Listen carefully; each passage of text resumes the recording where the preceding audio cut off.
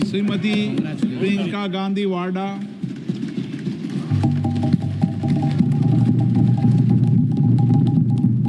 अध्यक्ष महोदय जी, आपने आज मुझे इस चर्चा में भाग लेने का मौका दिया, इसके लिए मैं आपको धन्यवाद देती हूं।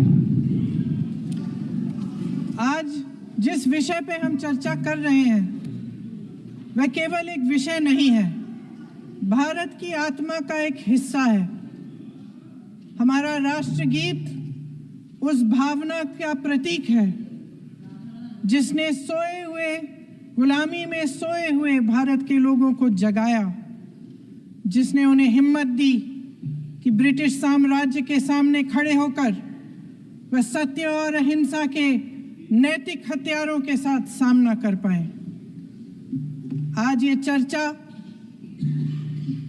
एक भावना के ऊपर है।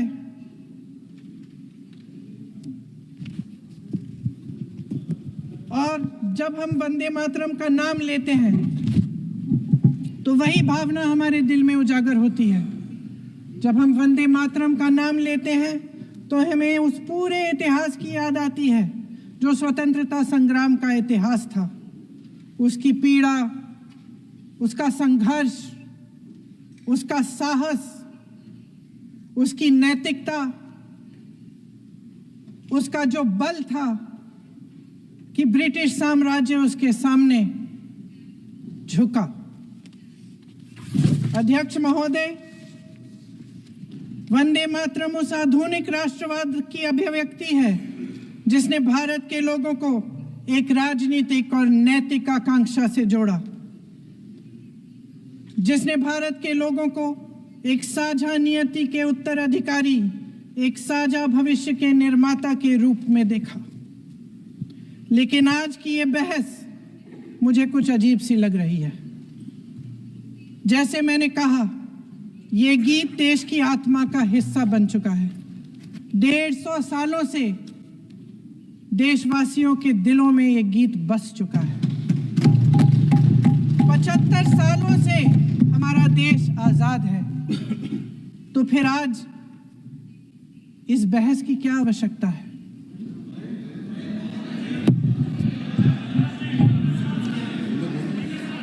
हमारा यहाँ मकसद क्या है? जनता से हमें दिया गया दायित्व, जनता का विश्वास, उनके प्रति हमारी जिम्मेदारी, हम किस तरह से इसका इस्तेमाल कर रहे हैं, हमें ये सोचना चाहिए। क्योंकि अब इस मोड़ पर हम इस सदन में अपने राष्ट्रगीत पर भी बहस करेंगे। आपने बहस मांगी है, आपने बहस मांगी है। आप तो इलेक्टोरल रिफॉर्म्स की बहस नहीं मांग रहे थे कि जब तक हम इस पर बहस नहीं करेंगे तब तक उस पर बहस नहीं होगी।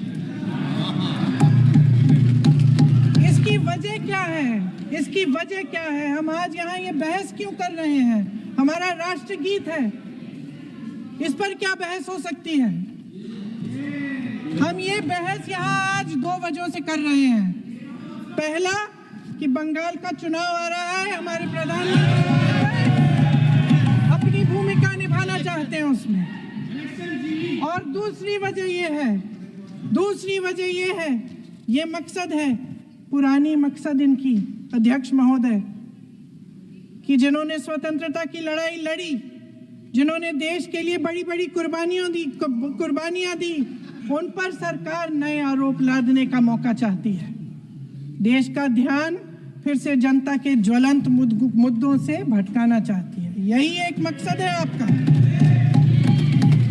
आपका मकसद है कि हम फिर से उसी अतीत में मंडराते रहें, उसी की तरफ हम देखते रहें जो हो चुका है, जो बीत चुका है। क्योंकि ये सरकार वर्तमान और भविष्य की ओर देखना ही नहीं चाहती, वे इस काबिल ही नहीं रही। सच्चाई ये है अध्यक्ष महोदय कि आज मोदी जी वह प्रधानमंत्री नहीं रहे जो एक समय में थे। सच ये है कि ये दिखने लगा है, उनका आत्मविश्वास घटने लगा है, उनकी नीतियां देश को कमजोर कर रही हैं। और मेरे सत्ता पक्ष के साथी चुप इसलिए हैं क्योंकि अंदर अंदर से वे भी इस बात से सहमत हैं। आज देश के लोग खुश नहीं हैं अध्यक्ष महोदय, परेशान हैं, तमाम समस्याओं से घिरे हुए हैं, तमाम समस्याओं से घिरे हुए हैं और उन समस्याओं का हल आप निकाल नहीं रहे हैं। हाँ ठीक है, उसका भी बोल लेंगे, समय आएगा तो उसका भी बोल लेंगे, बल्कि कल समय आ रहा है, चुनाव पे चर्चा होगी, उस पे भी बोलेंगे। अध्यक्ष महोदय, इनके भी अपने लोग दबी जबान में कहने लगे हैं कि सारी सत्ता को केंद्रित करने से देश का नुकसान हो रहा है। इस बीच अगर हम अतीत की बातें नहीं करेंगे तो कौन सी बातें करेंगे? ये किसी और बात के काबिल ही नहीं है, सिर्फ ध्यान भटकाना है जनता का। इसलिए आज हम वंदे मातरम पर चर्चा कर रहे हैं। वंदे मातरम देश के कण कण में जीवित है, इस पर बहस नहीं हो सकती। लेकिन चलिए, आपने बहस मांगी, आप बहस करना चाहते हैं, बहस करते हैं। आज इस चर्चा को प्रधानमंत्री जी ने शुरू किया, उन्होंने भाषण दिया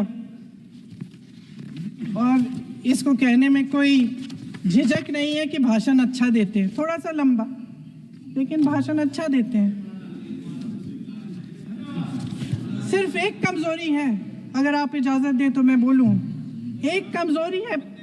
हाँ, उसी पे बोल रहे हैं, वंदे मातरम पे बोलो आप। अब सर मैंने तारीफ कर ली, आज थोड़ा आज और विषय वंदे मातरम का है तो हम वंदे मातरम पर ही रखें, ठीक रहेगा। सर ये वंदे मातरम पे ही है। सर आपने प्रधानमंत्री जी तक सुना था, अब तो शुरू नहीं हुए। सर भाषण बहुत अच्छा देते हैं, लेकिन तथ्यों के मामले में कमजोर पड़ जाते हैं। इसमें भी एक कला होती है कि तथ्यों को किस तरह से जनता के सामने रखा जाए। मैं तो नहीं हूं, जनता की प्रतिनिधि हूं, कलाकार तो नहीं हूं। इसीलिए मैं भी सदन के सामने कुछ तथ्य रखना चाहती हूं, लेकिन सिर्फ तथ्य के रूप में रखना चाहती हूं।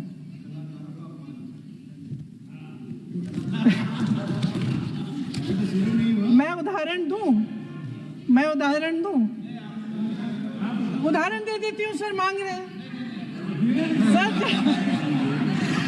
सर वंदे मातरम के बारे में, वंदे मातरम की जो सालगिरह पे आपने एक बड़ा कार्यक्रम आयोजित किया था, उसमें प्रधानमंत्री जी ने भाषण दिया।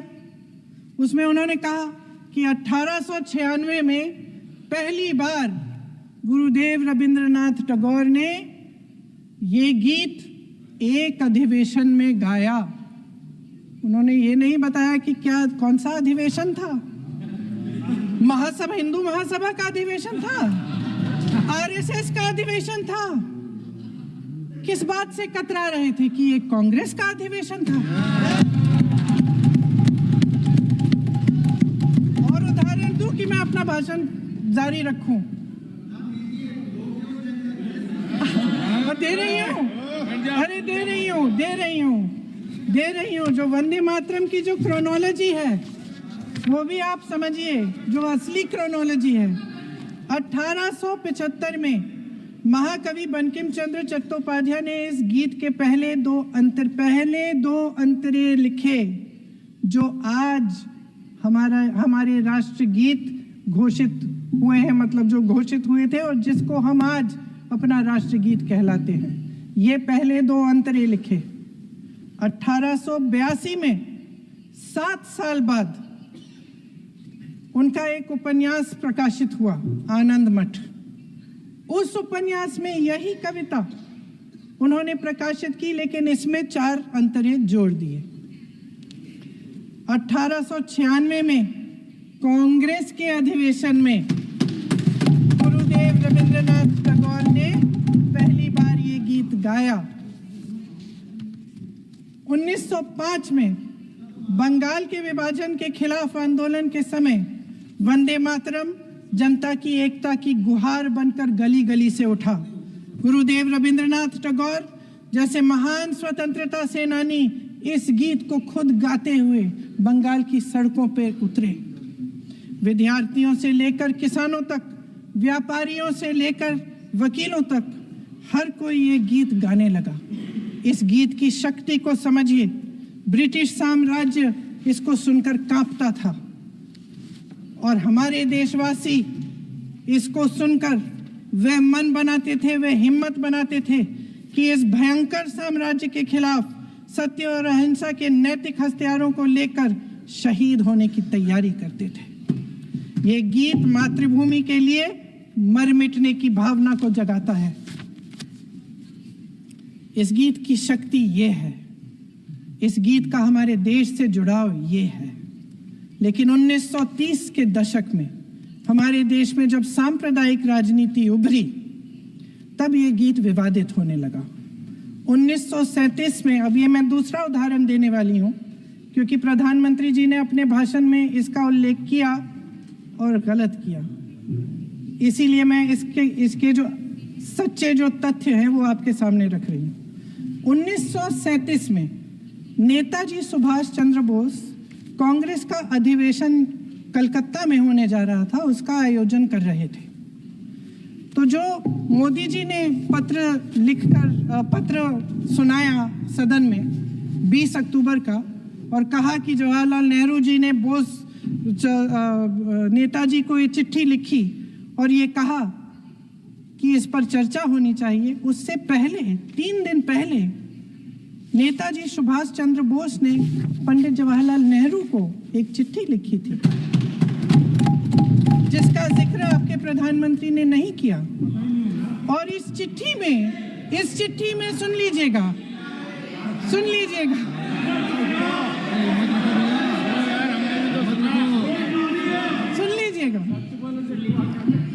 आप नेताजी के लफ्ज नहीं सुनना चाहते? बंगाल का चुनाव आ रहा है।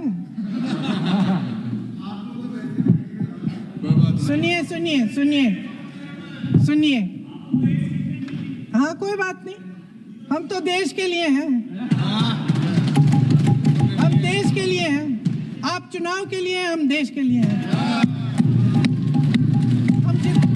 हम जितने भी चुनाव हारे, हम यहाँ बैठे रहेंगे और आपसे लड़ते रहेंगे और आपकी विचारधारा से लड़ते रहेंगे। अपने इस देश के लिए, अपनी इस मिट्टी के लिए लड़ते रहेंगे। आप हमें रोक नहीं सकते।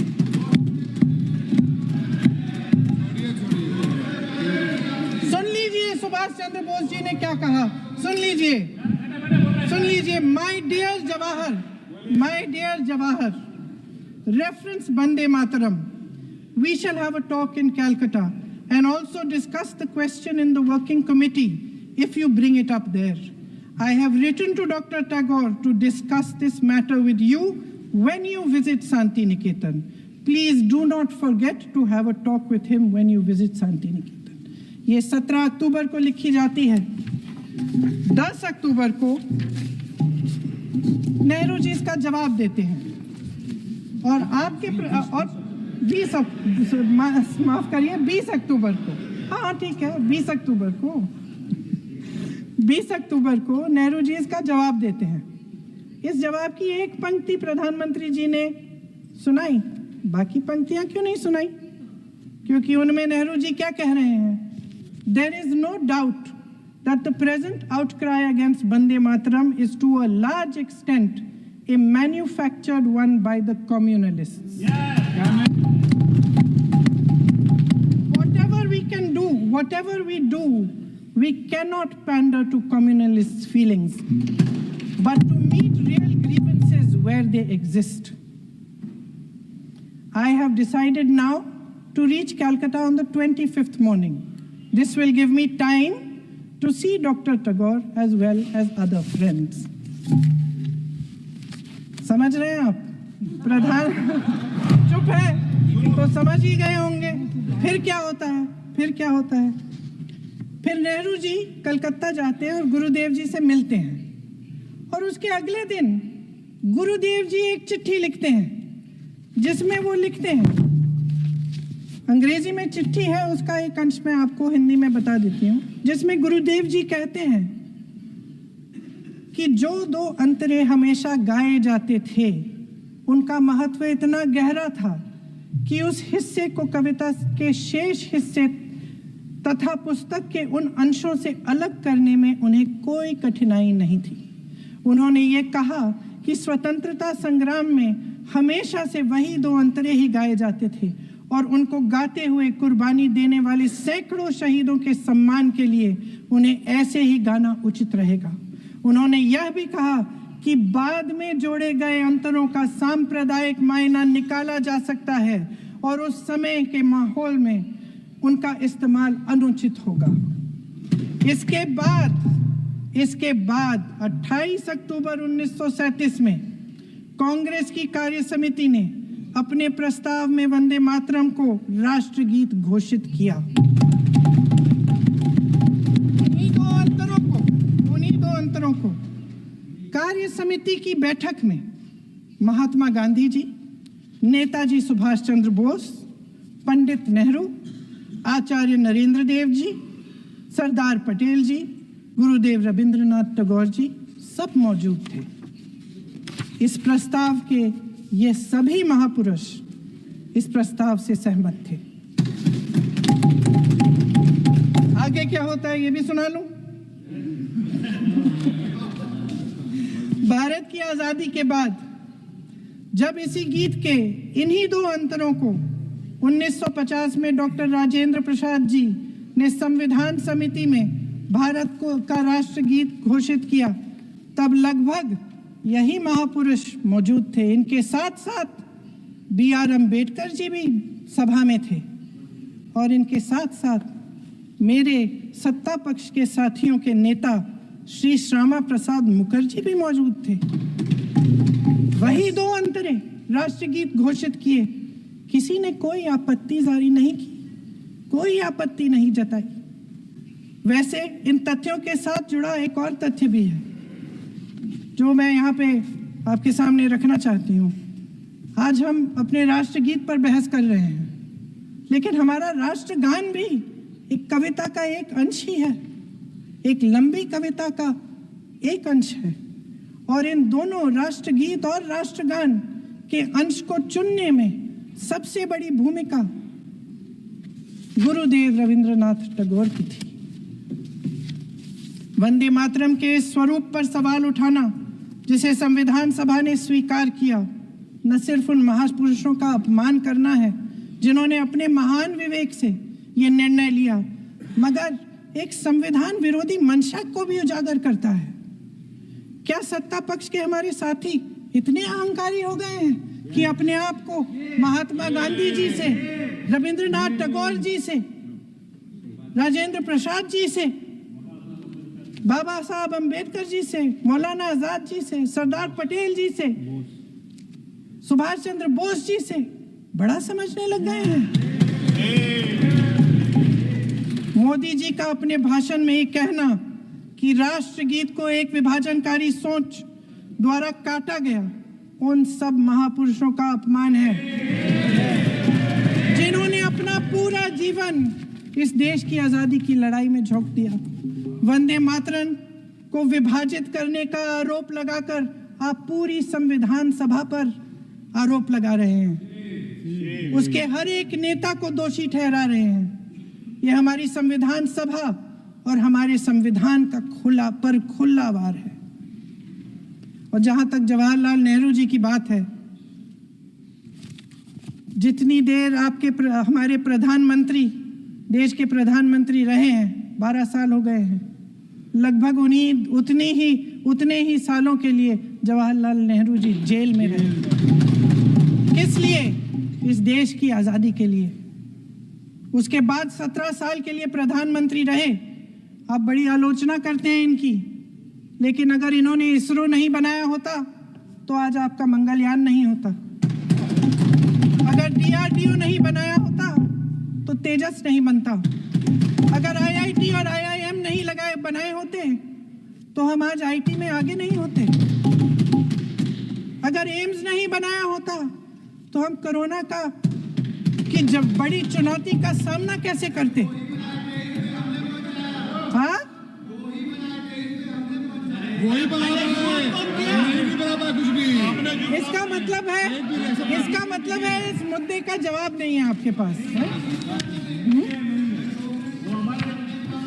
अगर इन्होंने BHEL, गेल, सेल, भाखड़ा नंगल ये सब नहीं बनाया होता जो आप सब बेच रहे हैं, तो ये विकसित भारत कैसे बनता? और मत बताइए बाकी। पंडित जवाहरलाल नेहरू इस देश के लिए जिए, सुन लीजिए। बाकी भी बेच देंगे जी। पंडित जवाहरलाल नेहरू इस देश के लिए जिए और देश की सेवा करते करते उन्होंने दम तोड़ा। फिर भी सुन लीजिए, मेरी एक सलाह ले लीजिए। सर मैं आपको आपके माध्यम से सलाह दे रहे हैं। हम छोड़ना नहीं। सर मैं आपके माध्यम से एक सलाह दे देती हूँ। हमारे प्रधानमंत्री महोदय 12 सालों से इस सदन में हैं, मैं मात्र 12 महीनों से हूँ।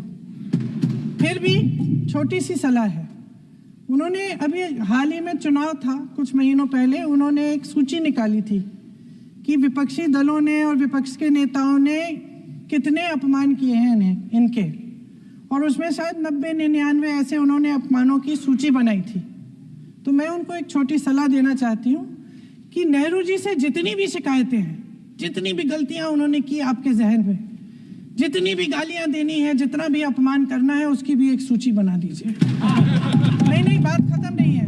999 अपमान, 9,999 अपमान, सूची बना दीजिए और फिर हम एक समय निर्धारित करते हैं। जैसे हमने 10 घंटे आज वंदे मातरम पर हमने बहस किया है ना, उस तरह से हम अध्यक्ष महोदय जी से पूछेंगे, एक समय निर्धारित करेंगे, 10 घंटे, 20 घंटे, 40 घंटे, जितने घंटों में आपकी ये शिकायत पूरी हो जाए, माननीय सदस्य आप शांत हो जाए और हम बहस कर लेंगे। लेकिन इस सदन का कीमती समय, जिसके लिए हमें यहाँ पे जनता ने भेजा है, जैसे हमें जनता की समस्याओं को हल करने के लिए चर्चा करनी चाहिए, इस्तेमाल करना चाहिए, उसको इसी के लिए इस्तेमाल करिए। उसके बाद जैसे अंग्रेजी में कहते हैं ना, जैसे अंग्रेजी में कहते हैं कि once and for all let's close the chapter, close कर लीजिए। देश सुन लेगा क्या क्या शिकायतें हैं, किसने क्या किया, इंदिरा जी ने क्या किया, राजीव जी ने क्या किया, परिवारवाद क्या होता है, नेहरू जी ने कौन सी गलतियां की, सुना लीजिए, फिर खत्म। उसके बाद बेरोजगारी, महंगाई, महिलाओं की समस्याएं, जो पीएमओ में हो रहा है उसकी बातें, उसकी चर्चा, जो बैटिंग ऐप के बारे में हो रहा है पीएमओ के अंदर, आप सदस्य प्लीज, जो एफस्टीन वंदे फाइलों मातरम में बोले, में आपके मंत्री महोदय के नाम निकल आए हैं, माननीय उसकी सदस्य चर्चा प्लीज, करेंगे। आप वंदे मातरम में बोले। आप इधर उधर डाइवर्ट मत हो।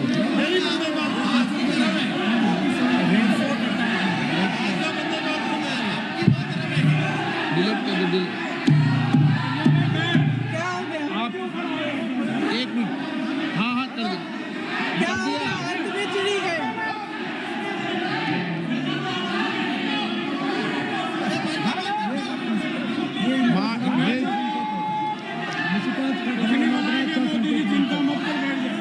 बहुत बढ़िया। माननीय सदस्य, 1 मिनट, माननीय सदस्य, आगे बढ़ो आप महोदय, आगे वंदे बढ़ो। मातरम पर सार्थक चर्चा करें।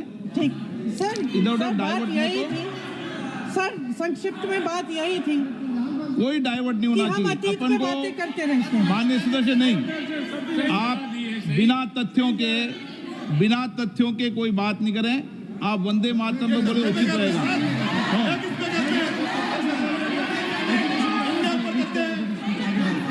मैंने प्लीज, अध्यक्ष महोदय, मैं आपकी बात मानती हूँ, लेकिन बिना तथ्य के बहुत सालों के लिए ये हम पर आरोप डाल रहे हैं।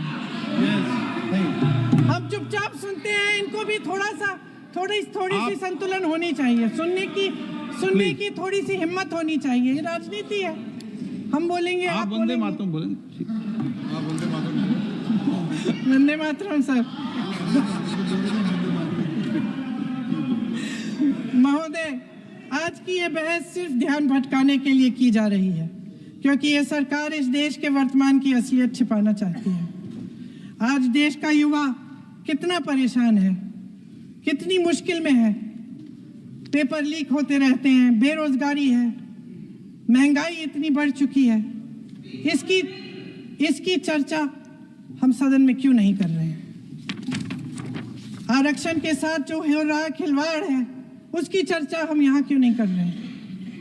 महिलाओं की बात होगी, बड़े बड़े ऐलान होंगे, मगर उनकी परिस्थितियों को सुधारने के लिए कोई ठोस कदम यहाँ क्यों नहीं उठाया जा रहा है? इन्हीं दरवाजों के बाहर खड़े होकर पत्रकार तरह आपने कहा कि आरोप मत लगाइए बगैर तथ्य के, तो मैं बोलूं कि नहीं बोलूं? नहीं, बिल्कुल नहीं। नो, आप उधर की बात मत बोलो। आप जल्दी से बोल लेते हो, फिर आप सदन में बंद जो कर कुछ देंगे। भी बोले हैं वो तथ्यों से बोले।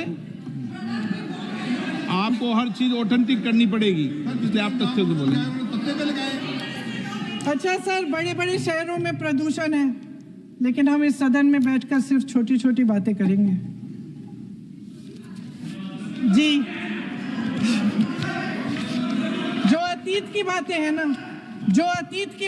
ना, जो बार बार आप चाहते हैं कि हम पीछे देखें, लेकिन हम आगे भविष्य की बात, वर्तमान की बात, जो असली समस्याएं हैं उनकी बात न करें, ये छोटी बात होती है। आप में हिम्मत है तो भविष्य की बात करिए, हिम्मत है तो बात करिए कि बेरोजगारी क्यों है, कि पेपर लीक क्यों होते हैं। बना के आए हो। आप चेयर को एड्रेस करें। आपको अच्छा, खत्म कर लेती हूँ, चेयर खत्म के कर एड्रेस लेती करो हूँ। आप। अध्यक्ष महोदय जी, सच्चाई ये है कि इनका शासन दमन का शासन है। इनकी राजनीति दिखावे की राजनीति है, इवेंट मैनेजमेंट की राजनीति है, चुनाव से चुनाव तक राजनीति है, तरह तरह के ध्यान भटकाने वाले मुद्दों की राजनीति है। वंदे मातरम इस देश की उन्हीं उम्मीदों की गुहार है जिन्हें आपका शासन हर रोज ठुकरा रहा है। आज भी सरहद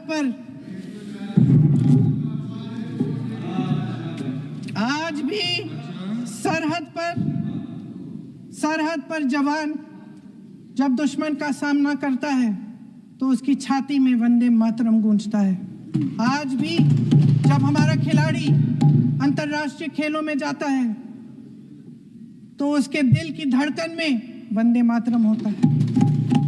आज भी इस देश के करोड़ों देशवासी जब अपने राष्ट्र ध्वज को फहराते हुए देखते हैं तो उनकी जबान पर वंदे मातरम, वंदे मातरम, वंदे मातरम आता है। कांग्रेस के हर एक अधिवेशन में 1905 से लेकर आज तक सामूहिक तौर पर वंदे मातरम गाया जाता है।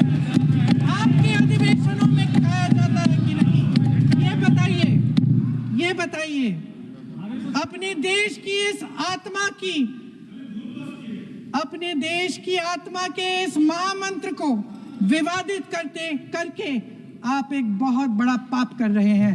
इस पाप में कांग्रेस पार्टी शामिल नहीं होगी।